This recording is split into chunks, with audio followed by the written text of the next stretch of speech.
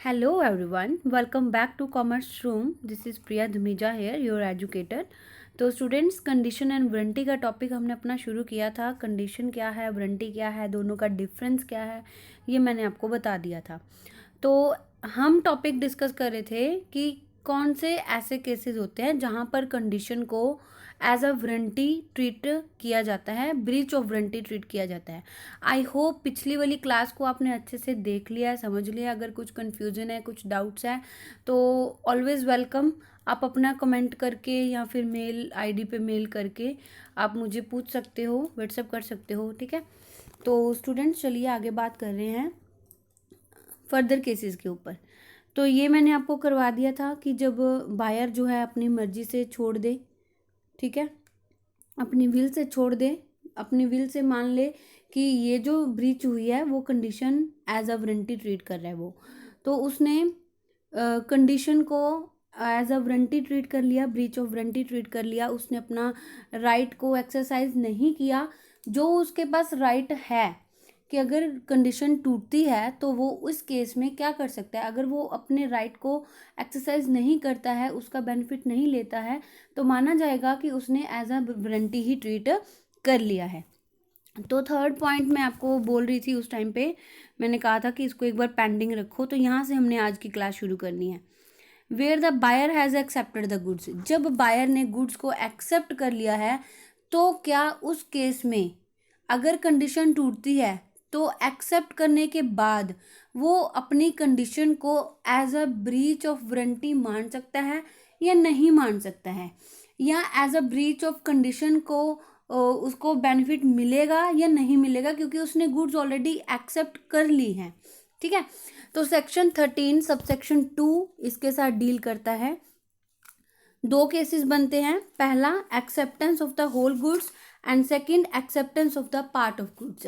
जब उसने सारी की सारी गुड्स को एक्सेप्ट कर लिया है तो उसके पास कोई भी ऑप्शन नहीं बचती है कि वो ब्रीच ऑफ कंडीशन को ब्रीच ऑफ कंडीशन ही रखे.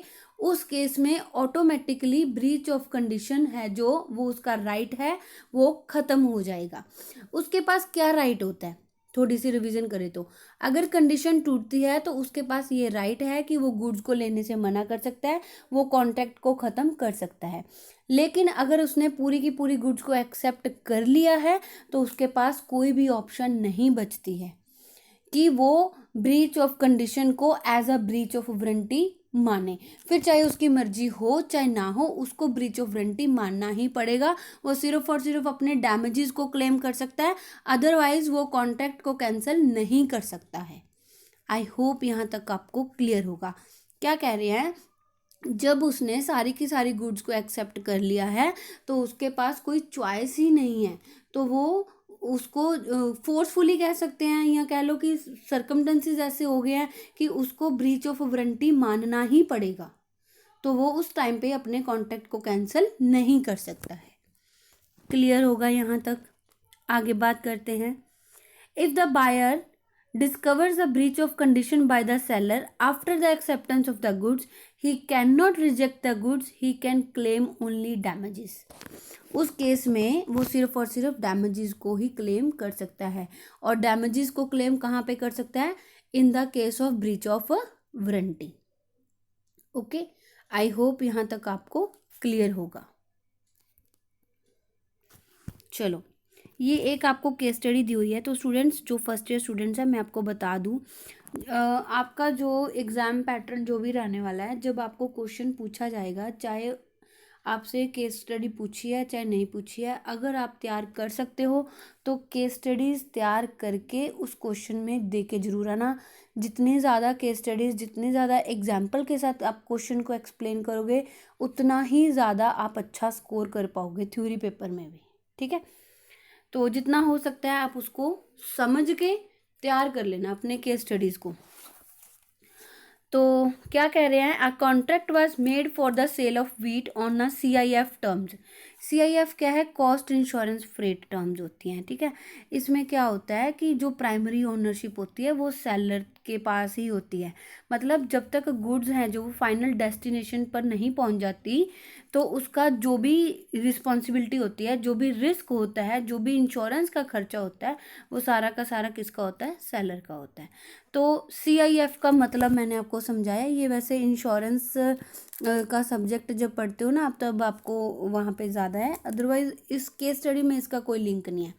ऑन CIF टर्म्स वैसे सिंपली आपको बताया गया, क्योंकि ये जो केस स्टडीज़ होती है ये रियल बेसिस पे होती हैं, ये रियल ही होती हैं।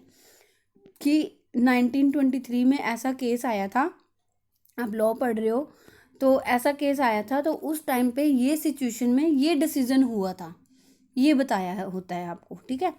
तो क्या कह रहे हैं, the buyer took the documents and resold and deliver the part of the wheat to the sub buyer without making the proper examination thereof. उसने डॉक्यूमेंट के बेसिस पे ही गुड्स को क्या कर दिया, रीसेल कर दिया, part of the goods deliver to the sub buyer, अपने फर्दर किसी और बायर को बेच दिया उसने एग्जामिन नहीं किया कि गुड्स की क्वालिटी क्या है, ठीक है। तो जो वीट है वो बाद में पता चला कि इन्फीरियर क्वालिटी की है। They claim to reject it, उन्होंने चाहा कि वो इस वीट को क्या कर दे, वापस कर दे, कॉन्ट्रैक्ट को ख़त्म कर दे। तो क्या डिसाइड हुआ था, it was held resale and delivery of a part of the wheat was an act inconsistent with the ownership of the seller. Ownership जो है सेलर की उसके साथ इनकंसिस्टेंट है कि उसने रीसेल कर रहा है, उसने तो अपने बायर को दिया ना, तो वो उसकी ओर से एक्सेप्ट हो चुका है बायर की ओर से, जब उसने रीसेल ही कर दिया। रीसेल वो कब कर सकता है, जब वो उसका ऑनर होगा। मान लो मैं सेलर हूँ, आप बायर हो, आप हमारी छोड़ो, ABC 3 पार्टीज है, A ने B को गुड्स बेची और B ने C को बेची। पहले ही कहा है आपको कि गुड्स का ऑनर होना जरूरी है। A ऑनर था, A ने B को बेच दी, B ने C को सेल करी है, तो B ऑनर था, उसने तभी करी ना। तो इस केस में वो अपना राइट टू रिजेक्ट है, जो राइट टू रिजेक्ट कब मिलता है आपको कंडीशन में मिलता है, of the goods had been lost. उस केस में वो लॉस कर चुका है अपना राइट, तो वो इस कॉन्ट्रैक्ट को ख़त्म नहीं कर सकता। B A के साथ अपना कॉन्ट्रैक्ट ख़त्म नहीं कर सकता, उसको सिर्फ और सिर्फ ब्रीच ऑफ वारंटी की तरह ट्रीट करने पर उसको सिर्फ और सिर्फ क्लेम मिल सकता है डैमेजेस का। ओके, आई होप यहाँ तक आपको क्लियर होगा। नेक्स्ट है acceptance of the part of the goods. जब पार्ट ऑफ गुड्स आप एक्सेप्ट कर लेते हो तब क्या होता है, if the buyer has accepted only a part of the goods, then he finds that the seller has committed breach of the contract. Following situation arise हो सकती है। क्या कह रहे हैं, अगर बायर ने एक्सेप्ट कर लिया है पार्ट ऑफ द गुड्स, ठीक है, तो उसने देखा कि जो सेलर है उसने क्या किया, कंडीशन को तोड़ा है, तो क्या कर सकता है वो, buyer can not reject even the other part of the goods which he has not accepted if the contract is indivisible.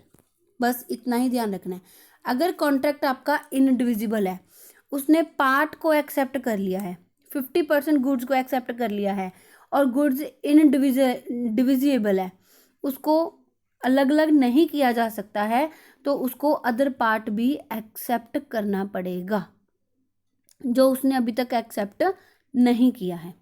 अगर गुड्स हैं जो वो डिविजिबल है, उसको तोड़ा जा सकता है, वो अलग अलग यूज़ हो सकती है, तो उस केस में बायर है जो वो रिजेक्ट कर सकता है वो वाला पार्ट जो उसने अभी तक एक्सेप्ट नहीं किया है। 50% उसने एक्सेप्ट कर लिया, गुड्स डिविजिबल है, तो उस केस में वो 50% जो फर्दर उसको जो उसकी क्वालिटी की नहीं लगती है, तो वो उसको लेने से मना कर सकता है। ओके, तो buyer can only recover the damages in the both cases. तो दोनों ही केसेस में वो अपने डैमेजेस को क्लेम कर सकता है, कॉन्ट्रैक्ट को ख़त्म नहीं कर सकता है। तो कॉन्ट्रैक्ट को ख़त्म कहाँ पे करते हैं, इन case of breach of condition, यहाँ पे आपका राइट होता है।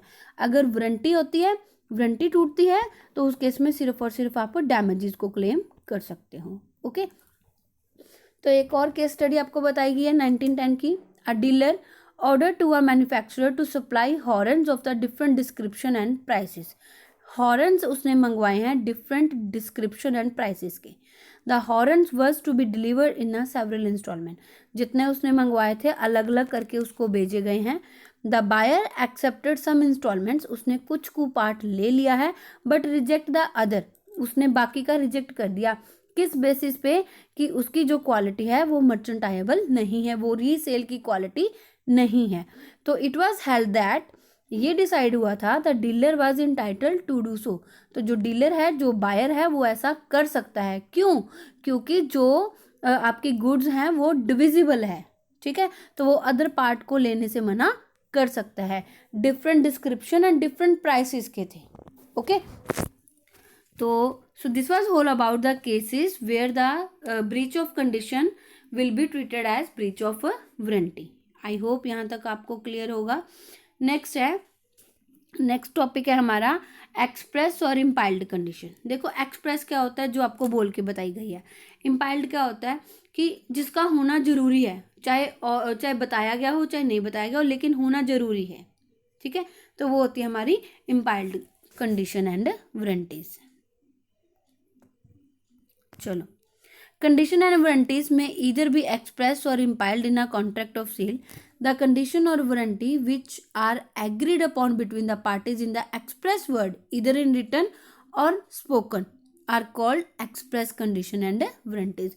जो बोल के बताई गई हो या लिख के बताई गई हो, जो जिसको एक्सप्रेस किया गया हो, तो वो एक्सप्रेस होती है। ऑन अदर हैंड जिसको एक्सप्रेस ना किया गया हो लेकिन फिर भी by the operation of law वो है, वो एग्जिस्ट करनी चाहिए, वो एग्जिस्ट करती हैं, that is our implied condition and warranties. Condition और warranties are said to be implied where they are incorporated into the contract of sale by the law, जब वो प्रेजेंट होती है by the law.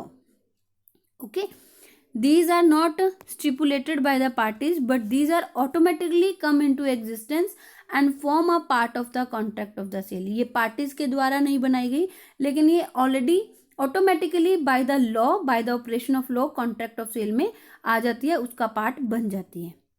merchantability of the goods in the sale by description is one of the implied condition in the contract।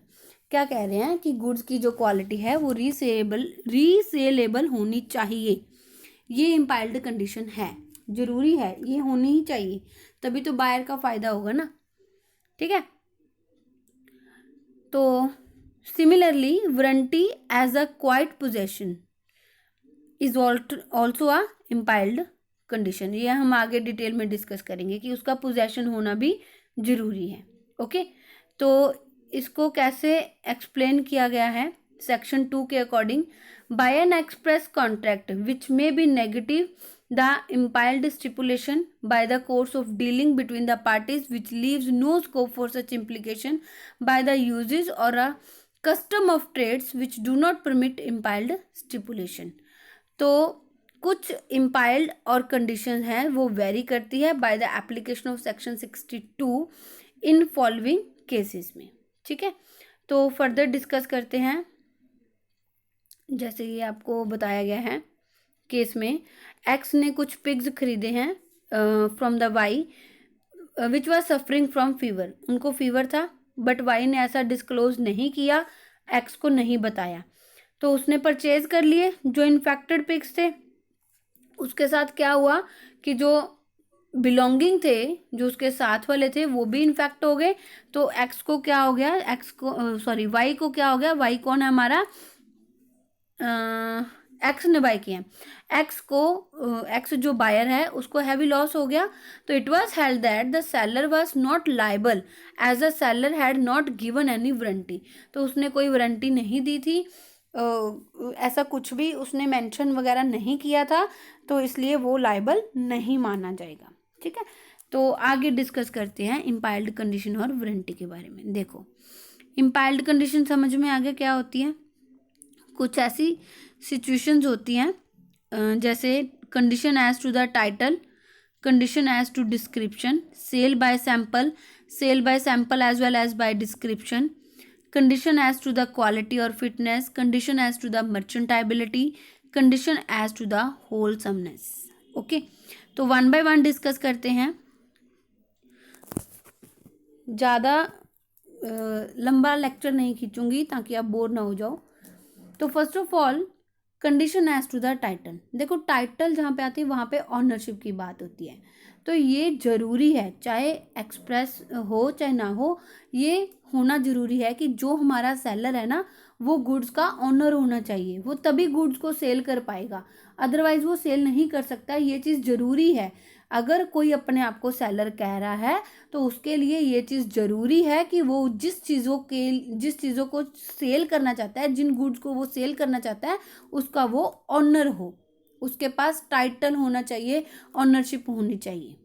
Okay, in every contract of sale, unless contrary is indicated by the contract, there is an implied condition that in case of a sale the seller has a right to sell the goods। Seller के पास right होता है goods को cell करने का। और in case of a agreement to cell, the seller will have a right, अगर उसके पास आज नहीं है ना एग्रीमेंट में, जब वो गुड्स को डिलीवर करेगा तब उसके पास ये राइट होना चाहिए कि वो गुड्स को किसी और बायर को, प्रॉपर्टी को पास कर सके मतलब हैंड ओवर कर सके, उसको ट्रांसफ़र कर सके। वो ट्रांसफ़र तभी कर पाएगा जब वो उसका ऑनर होगा। In case of an agreement to sell, the seller will have a right to sell the goods at a time when the property in goods is to the pass to the buyer. जब वो property को पास करने वाला है ना तब उसके पास ये राइट होना चाहिए कि वो गुड्स का ओनर है। तो seller's right to sale is termed as a condition as to the title. जो उसके पास राइट टू सेल है ना, जो वो गुड्स को बेच सकता है, वो क्या है, वो condition as to the title है। अगर टाइटल है जो सेलर का वो डिफेक्टिव निकलता है, टाइटल डिफेक्टिव होने का मतलब क्या है कि वो अपने आप को गुड्स का ऑनर तो बता रहा है लेकिन वो ऑनर है ही नहीं, तो बायर जो है वो चीज़ों को लेने से मना कर सकता है। जब उसको पता चलेगा तो वो मना करेगा ना, क्योंकि देखो अगर मान लो कोई एक पर्सन है जो चोरी करके लेके आया है गुड्स को, किसी भी चीज़ को चोरी करके लेके आया, बाइक को चोरी करके लेके आया, वो कह रहा है कि मैं ये चीज़ मेरी है, ऑनर हूँ मैं इसका। तो उसके बाद जब बायर को पता चलता है कि ये तो उसकी है ही नहीं, रियल ऑनर इसका कोई और है, कल को रियल ऑनर को पता चलेगा तो मेरे ऊपर ही प्रॉब्लम आएगी, मुझे गुड्स भी वापस करनी पड़ेगी एंड ऑल। फिर वो उसके साथ कॉन्ट्रैक्ट करने से मना कर सकता है, गुड्स को लेने से मना कर सकता है। Okay, where the buyer has to the return to the goods to the true owner, जब अगर मान लो वो ले भी लेता है, उसको बाद में पता चलता है कि इसका ट्रू ऑनर कोई और है और उसको ट्रू ऑनर को गुड्स वापस करनी पड़ती है, बायर को गुड्स वापस करनी पड़ती है because of the defective title of seller. Defective title क्या है कि वो अपने आप को झूठ बोलकर ऑनर बता रहा था, कैसे भी बता रहा था, लेकिन वो उसका ओरिजिनल ऑनर नहीं था। तो उस केस में बायर जो है वो अपने प्राइस को रिकवर कर सकता है। Buyer is entitled to recover the price of the goods because of the failure of consideration, क्योंकि उसने पैसे तो दे दिए, जो उसने बदले में गुड्स ली थी वो गुड्स उसको कोई और ले गया, जो उसका रियल ओनर था वो उसको ले गया, तो वो अपने पैसे वापस मांग सकता है। ओके, तो इस केस में आपको क्या बताया गया है, एक्स ने एक कार परचेज करी है वाई से and use it for several months, काफ़ी महीने उसने चलाया भी है कार को, बाद में पुलिस ने जो क्या है सीज किया है कि जो कार है वो स्टोलन वन है।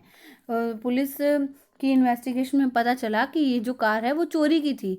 तो बायर को जब ये पता चला तो उसको कार तो वापस करनी पड़ी, तो वो बायर जो है वो सेलर से अपने फुल प्राइस है जो वो वापस मांग सकता है, सेलर से मांग सकता है। दो he had use the car for several month, चाहे उसने कार को काफ़ी महीने चलाया लेकिन कार तो उसके पास नहीं रही ना, तो फिर सेलर को उसको पूरे पैसे वापस करने पड़ेंगे। ओके, तो आई होप यहाँ तक आपको क्लियर होगा।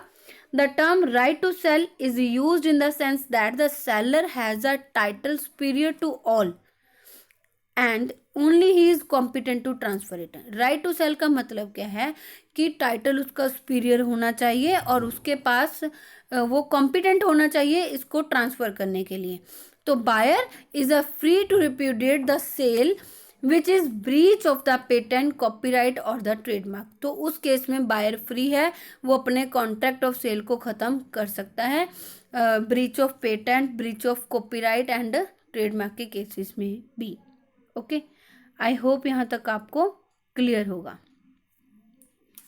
सॉरी।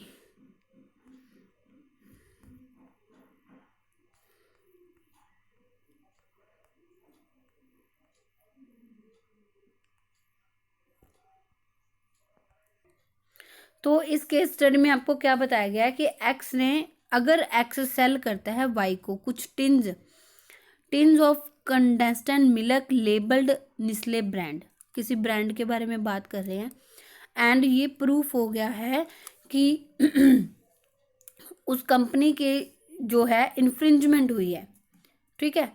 तो कंपनीज ट्रेडमार्क की इन्फ्रिंजमेंट जो उसने तोड़ी है, ये इम्पाइल्ड कंडीशन है कि वो नहीं तोड़ सकता है।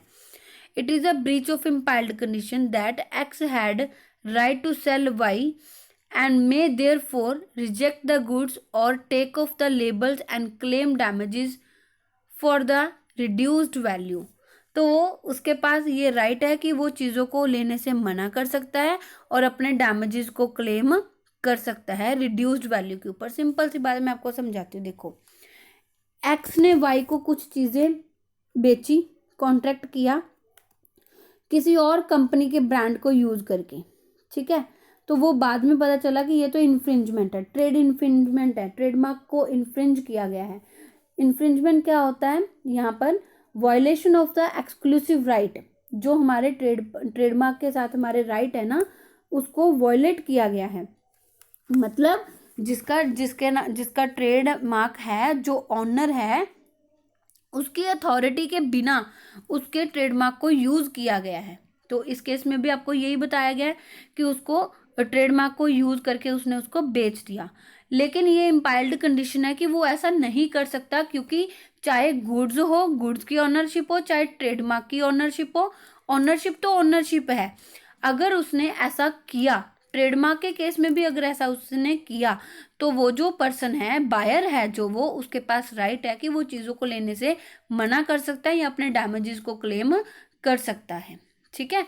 तो रिड्यूस्ड वैल्यू मतलब जो उसने झूठ मूठ का किया, ब्रांड का उसने बताया, या उसने किसी और प्रोडक्ट को यूज़ किया, या किसी और के ट्रेडमार्क को यूज़ करके उसने जो हायर वैल्यू के ऊपर वैल्यू लगाई थी, तो वो उसकी रिड्यूस्ड वैल्यू तक डैमेजेस को क्लेम कर सकता है। ओके, आई होप यहाँ तक आपको क्लियर होगा। एक एग्जांपल भी कर लेते हैं। ए ने ट्रैक्टर परचेज किया बी से, और बी के पास कोई इसका टाइटल नहीं है। टाइटल नहीं है मतलब ऑनरशिप नहीं है। After 2 months the true owner spotted the tractor and demanded it from A. उसने 2 महीने के बाद असली ऑनर ने डिमांड कर लिया ए से, और ए तो बाउंड है, उसको हैंड ओवर करना ही पड़ेगा जो उसका ट्रू ऑनर है। तो इस केस में बायर जो है, बायर कौन है हमारा? ए स्यू कर सकता है बी को, सेलर विदाउट टाइटल। बी कौन है? सेलर विदाउट टाइटल, जिसके पास ऑनरशिप नहीं थी, तो वो अपने प्राइसेस को रिकवर कर सकता है। समझ में आया? तो इसमें मैंने आपको ये बताया है कि चाहे गुड्स की बात हो, चाहे ट्रेडमार्क की बात हो, आपके पास सारी चीज़ों की ऑनरशिप होनी चाहिए। जो ऊपर वाली एग्जांपल है उसमें आपको यही बताया गया है कि उसने मिल्क वगैरह जो है सेल किया, लेकिन उसने ब्रांड किसी और का यूज़ किया, ट्रेडमार्क किसी और का यूज़ किया, तो उसके पास ऑनरशिप नहीं थी।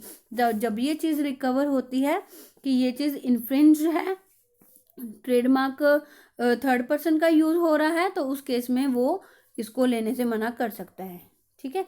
मैं आपको इसकी एक और एग्जांपल देती हूँ। जैसे डी सोल्ड टू पी, ये सेम ही है, थोड़ा सा मतलब मेरे पास दूसरे नोट्स हैं, उसमें आपको बताया गया है कि जैसे डी ने सेल किया पी को, मिल्क ही सेल किया उसने, CIF बेसिस पे न्यूयॉर्क टू लंदन गया है, ठीक है। तो some goods arrived bearing a brand infringing the trademark of a third person at whose instance the commissioner of a custom detained the goods। कुछ चीज़ें जब वो पहुंची वहाँ पे, तो पता चला कि वहाँ पर जो है ट्रेडमार्क है, थर्ड पर्सन का यूज़ हुआ है। थर्ड पर्सन का यूज़ हुआ मतलब ट्रेड इन्फ्रिंजिंग यहाँ पे हुई है, मतलब जो इसका रियल ऑनर है उसकी परमिशन के बिना ट्रेडमार्क को यूज़ किया गया है। तो जो हमारा कस्टम कमिश्नर है उसने गुड्स को क्या कर लिया, अपने पास रख लिया। तो बायर को क्या करना पड़ा, रिमूव करना पड़ा ब्रांड को, ताकि वो गुड्स का पोजेशन ले सके। तो गुड्स जो है जब उसने ब्रांड ही रिमूव कर दिया, टैग ही उतार दिया, तो वो उसको कम रेट पे बेचनी पड़ी, उसको लॉस हो गया। तो बायर को जो लॉस हुआ है वो उसका क्लेम कर सकता है, क्योंकि सेलर ने अपनी कंडीशन, जो कि इम्पाइल्ड कंडीशन है टाइटल की, टाइटल ऑफ ऑनरशिप की, वो उसने तोड़ी है। तो वो अपने राइट को यूज कर सकता है, अपने गुड्स को क्या कर सकता है, वापस कर सकता है, या अपना डैमेज जो भी उसको लॉस हुआ है वो क्लेम कर सकता है। It was held that the seller had broken the implied condition that they had the right to cell the goods. इस केस में भी उसने इम्पाइल्ड कंडीशन को तोड़ा कि उसके पास राइट है, लेकिन उसके पास ऐसा कोई भी राइट नहीं था। आई होप यहाँ तक आपको क्लियर होगा। नेक्स्ट आ जाती है हमारे पास sale by description. Sale by description. In case of a sale of goods by the description, there is an implied condition that the goods shall correspond with the description. मतलब जैसा आपको बताया गया है ना, goods सेम वैसी ही होनी चाहिए। This is a condition. This condition is very foundation of the contract and breach of it entitles the buyer to reject the goods whether the buyer has inspected them or not. चाहे उसने चीज़ों को अच्छे से जांचा है, देखा है, परखा है, चाहे नहीं, लेकिन अगर उसकी गुड्स एज अ डिस्क्रिप्शन नहीं निकलती, जैसा बताया गया है वैसी नहीं निकलती है, तो वो गुड्स को वापस कर सकता है। सिंपल से एग्जांपल, आजकल ऑनलाइन शॉपिंग का ट्रेंड है, ठीक है, हम अमेजोन से मंगवाते हैं, फ्लिपकार्ट से मंगवाते हैं। तो गुड्स को मंगवाने से पहले, किसी भी आर्टिकल को ऑर्डर करने से पहले हम उसकी डिस्क्रिप्शन देखते हैं कि जो जो उन्होंने बताया हुआ है। जब हम ऑर्डर कंफर्म कर देते हैं, हमारे पास गुड्स आती हैं, हम देखते हैं कि goods according to the description नहीं है, जैसा उन्होंने कहा था वैसी नहीं है, तो हमारे पास ये राइट होता है ना कि हम ऑर्डर को क्या कर दें, रिटर्न कर दें। जो हमारे पास गुड्स आई हैं वो रिटर्न हो जाती है और हमारे पास हमारी पेमेंट वापस आ जाती है। तो ये यही चीज़ तो है सेल बाय डिस्क्रिप्शन, जैसा आपको बताया गया है। तो सेल बाय डिस्क्रिप्शन में यही आपको बताया गया है कि जो गुड्स हैं वो sale according to the description होनी चाहिए, ये इम्पाइल्ड कंडीशन है। तो ये बहुत ही इम्पॉर्टेंट कंडीशन भी मानी जाती है, ठीक है। तो this provision of the law is based on the maximum which was observed in this case. देखो क्या केस में आपको बताया गया है, अगर आपने कॉन्ट्रैक्ट किया है किसी को पीस सेल करने का, मटर बेचने का, then you can't oblige a party to take beans. तो आप उनको ऑब्लाइज नहीं कर सकते कि वो आपसे बीन्स परचेज करें।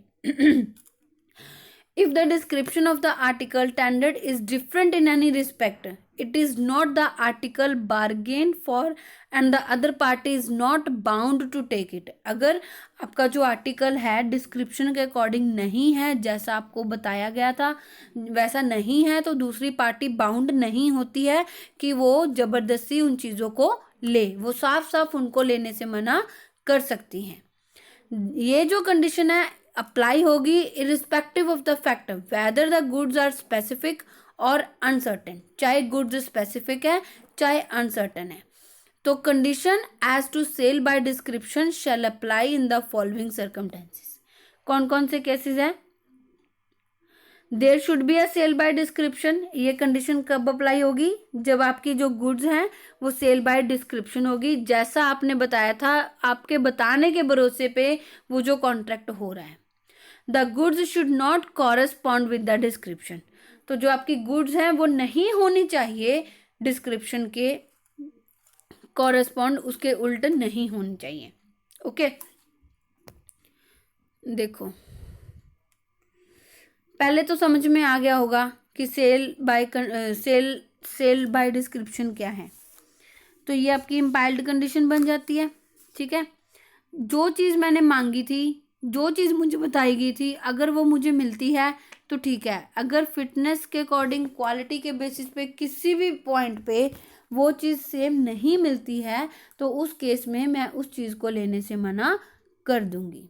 ओके, तो sale by description where the class और kind to which the goods belonging is specified in the contract. Sale by description का वैसे कोई लॉ में इसका कोई मीनिंग नहीं बताया गया, वैसे इसका मीनिंग क्या है कि कोई क्लास और काइंड, जिसके जो गुड्स के बारे में आपको स्पेसिफाई किया गया है कॉन्ट्रैक्ट में, ठीक है, तो वो चीज़ है। अगर आपको बासमती राइस बोला है तो आपको बासमती राइस ही मिलेंगे, ऐसा होता है।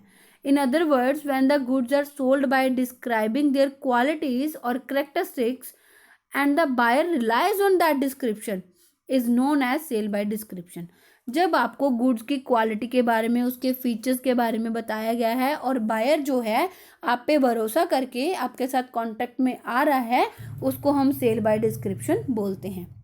इसकी सिंपल एग्जांपल यही है।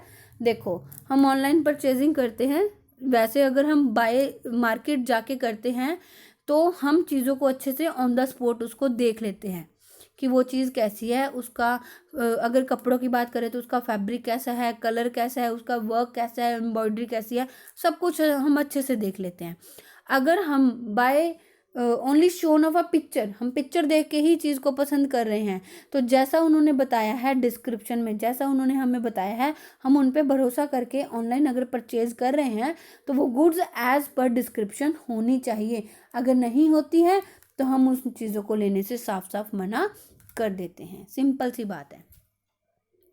Okay, when the goods are sold by the description, various kinds of situations arise. कौन कौन सी सिचुएशंस अराइज होती हैं?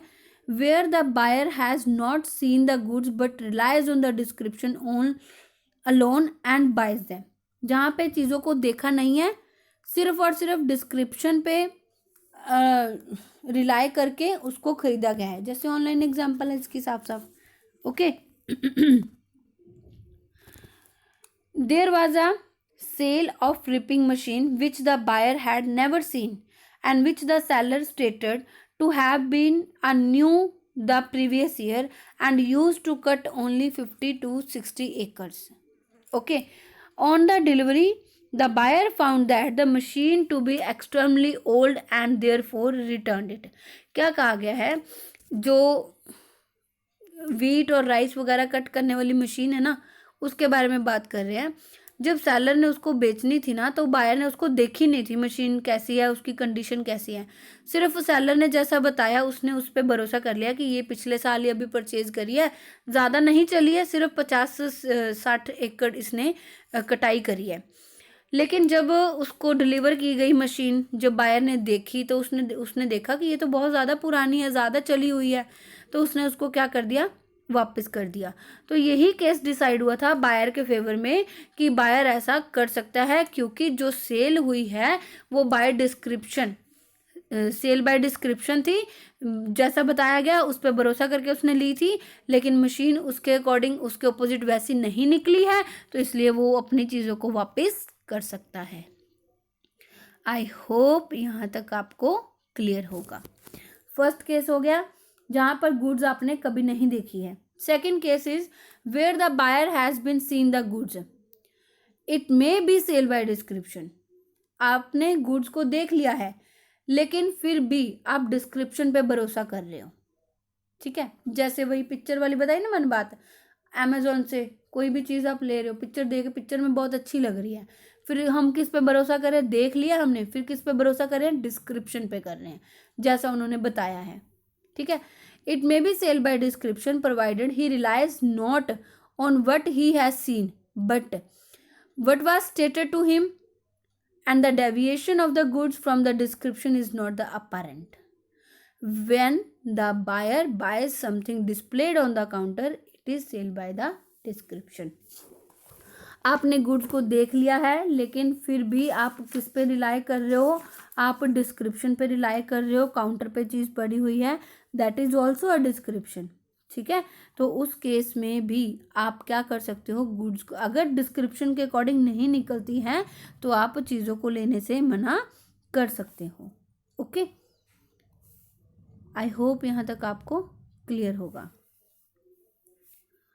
तो क्या कहा गया है आपको इस केस में? क्या बताया गया है? There was an auction sale of a set of linen napkins and table clothes described as a dating from the 17th century. 17th century के आपको बताए गए, आपने वो अच्छे से देख भी लिए हैं। एक्स एक डीलर है एंटीक्स में, ठीक है, तो उसने सेट को देखा और उसने बाय कर लिया, लेकिन उसको बाद में पता चला कि ये 17th के नहीं, ये 18th सेंचुरी के हैं, तो उसने उसको लेने से मना कर दिया। रिजेक्ट कर दिया सॉरी, ये डिसाइड हुआ था कि एक्स है जो वो मना कर सकता है, लेने से मना कर सकता है, क्योंकि उसने डिस्क्रिप्शन पे रिलाई किया था और यहाँ पर डेविएशंस हुई हैं, चेंजेस हुई हैं। 17th सेंचुरी के बताकर आप उनको चीज़ें कैसी दे रहे हो, 18th सेंचुरी की दे रहे हो। Deviation from it couldn't have been discovered by the casual examination. देखने से एकदम से ऐसे सिर्फ आपने चीज़ों को देखा था दूर से, तो देखने से इतना नहीं पता चल रहा था। जब गुड्स आपको मिली तब आपको ये चीज़ पता चली कि ये 17th की नहीं, ये 18th सेंचुरी की है। तो जैसा बताया था वैसा नहीं है, तो चीज़ों को उसने लेने से मना कर दिया और ये जो केस डिसाइड हुआ था ये बायर के फेवर में हुआ था। आई होप यहाँ तक आपको क्लियर होगा। नेक्स्ट है पैकिंग ऑफ गुड्स में also from the part of the description. Packing भी बहुत ज़्यादा इम्पॉर्टेंट रोल प्ले करती है, ठीक है। अगर पैकिंग जैसी बताई गई थी, डिस्क्राइब की गई थी, वैसी नहीं है तो आप उस ग्राउंड पे भी गुड्स को लेने से मना कर सकते हो। ये इम्पाइल्ड कंडीशन है कि जैसी बताई गई है वैसे ही आपको पैक्ड करनी पड़ेगी। तो एग्जाम्पल में आपको क्या बताया गया कि एक्स ने वाई को सेल किया 100 kilogram of coffee to be packed in cases each containing 100 packets of 100 gram. 100 kilo उन्होंने कॉफ़ी बेची है, 100 पैकेट का बताया गया और 100 पैकेट बनाएंगे और 100 ग्राम का होगा, एक पैकेट 100 ग्राम का होगा। तो एक्स ने क्या कर दिया, सप्लाई कर दिए 80 पैकेट्स कर दिए। तो उसमें क्या हुआ, क्वांटिटी बढ़ जाएगी ना, 100 किलोग्राम हमें पूरी करनी है। तो अगर आप अपने पैकेट्स की काउंटिंग कम कर रहे हो तो इसका मतलब आपको इसकी ग्राम्स की क्वांटिटी इसमें बढ़ानी पड़ेगी। तो वाई ने क्या कर दिया, चीज़ों को लेने से मना कर दिया, क्योंकि जो पैकिंग थी not according to the description थी, जैसा कि कॉन्ट्रैक्ट में बताई गई थी। तो इस केस में जो आपका बायर है वो ही केस जीता था, वो उसके फेवर में ही ये डिसीजन हुआ था कि वो ऐसा कर सकता है। Okay, it may however be noted that where the goods do not correspond with the description, the buyer has a right to reject the goods even though the goods may serve the purpose for which they were brought। तो ऐसा भी हो सकता है कि जो आपकी goods हैं वो डिस्क्रिप्शन के कॉरेस्पॉन्ड नहीं है, गुड्स जैसी बताई गई थी वैसी ही है, सिर्फ पैकिंग उसने चेंज कर दी है। तो उस बेसिस पे बायर के पास राइट है कि वो गुड्स को लेने से मना कर सकता है, चाहे उसका जो पर्पज़ है वो पूरा ही क्यों ना हो रहा हो, फिर भी वो चीज़ों को लेने से मना कर सकता है। आई होप यहाँ तक आपको क्लियर होगा। तो लेक्चर को हम यहीं पे स्टॉप कर रहे हैं, बाकी हम आगे फर्दर डिस्कस करेंगे अपनी 3rd क्लास में सेल बाय सैंपल से। इम्पाइल्ड कंडीशन ख़त्म करेंगे, बाकी की सारी इम्पाइल्ड वारंटीज़ करेंगे और एक आपका इम्पॉर्टेंट टॉपिक बनता है कैब टेम्परेचर का, वो देख लेंगे। 3rd क्लास में ही होगा या फिर उसके लिए 4th क्लास भी लेनी पड़ेगी। तो आई होप आप लेसन्स को एंजॉय कर रहे हो, आपको ऐसा ही लग रहा है कि जैसे क्या कहें, मुझे तो ऐसा लग रहा है कि जैसे मैं अपने क्लास स्टूडेंट्स को ही पढ़ा रही हूँ। लेक्चर स्टैंड है मेरे पास, मैं है नहीं अभी, मतलब मैं ऐसा इमेजिन कर रही हूँ कि मैं अपनी क्लास में पढ़ा रही हूँ। मुझे अपने स्टूडेंट्स की बहुत ज़्यादा याद आ रही है लेक्चर रिकॉर्ड करते टाइम। चलो, आई होप आपके साथ भी एक अच्छा सा बॉन्ड बन जाए, आपको भी मैं थोड़ी बहुत हेल्प कर सकूँ, ठीक है। तो चलिए मिलते हैं हम हमारी नेक्स्ट क्लास में। चैनल को अभी तक सब्सक्राइब नहीं किया तो प्लीज़ स्टूडेंट्स चैनल को सब्सक्राइब जरूर कीजिए, बेल आइकन को दबाइए, सो दैट जैसे ही कोई वीडियो पोस्ट होती है अपडेट आपको मिलती रहे। और 1 बाय 1 मेरी कोशिश रहेगी कि जल्दी जल्दी मैं मतलब आपका सिलेबस ख़त्म करके किसी और सब्जेक्ट पे फोकस करूँ। अगर आप इंटरेस्टेड हो देन आप मुझे बता सकते हो कि आपको मुझसे कौन सा सब्जेक्ट पढ़ना है, और अगर लेसन अच्छे लगते हैं तो लेसन्स को लाइक ज़रूर कीजिएगा। Thank you.